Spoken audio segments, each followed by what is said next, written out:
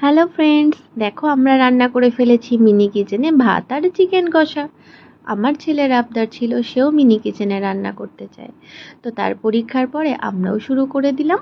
এখানে চাল নেওয়া চলছে, একটু গোবিন্দভোগ চাল নেওয়া হয়েছে। আমরা 3জন মানুষ, তাই 3 চামচ চাল নেওয়া হয়েছে।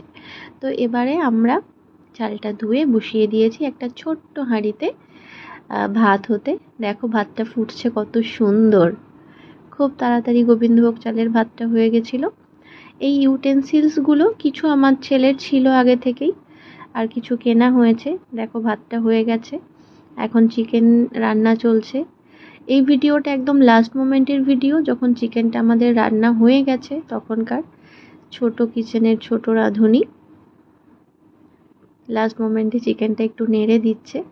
ভিডিওগুলো একটু হ্যাপাজার্ট হয়ে গেছে, তার কারণ ভিডিওগুলো অনেক দিন আগের করা, 25শে মার্চ।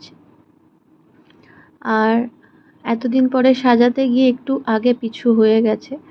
এটা যখন আলুটা ভাজা চলছিল চিকেনের তখনকার ভিডিও। আলুটা ভেজে এবারে চিকেনটা দেওয়ার পালা চলছে। আর কাঠের উনুনে তাড়াতাড়ি রান্না হয়ে যায়, ছোট কিচেনে ছোট রান্না তাড়াতাড়ি হয়ে গেছিলো। এই উনুনটা আমার ছেলের আগে থেকেই ছিল, মানে আগে কেনা, ছোটোবেলায় কেনা। একটু মাটি দিয়ে উনুনটা একদম সেট করা হয়েছে। আর ওই যে কাঠটা জ্বলছে ওটা আমার একটা পাইন গাছ ছিল অনেক দিন আগেই মরে, শুকিয়ে সুন্দর কাঠ ছিল।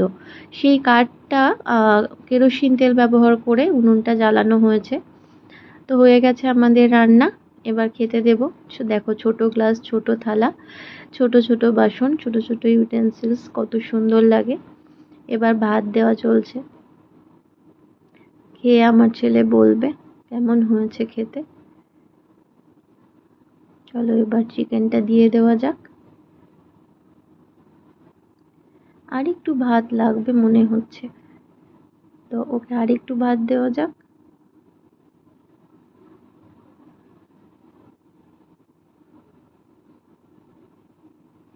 তো একটু গ্রেভিও দিতে হবে স্বাভাবিকভাবেই, আর একটু নুনও দিতে হবে। যদি নুনটা কম হয় তখন তো লাগবে, তো একটু নুনও দেওয়া হয়েছে। কেমন হয়েছে? ভালো? বাহ, থ্যাংক ইউ।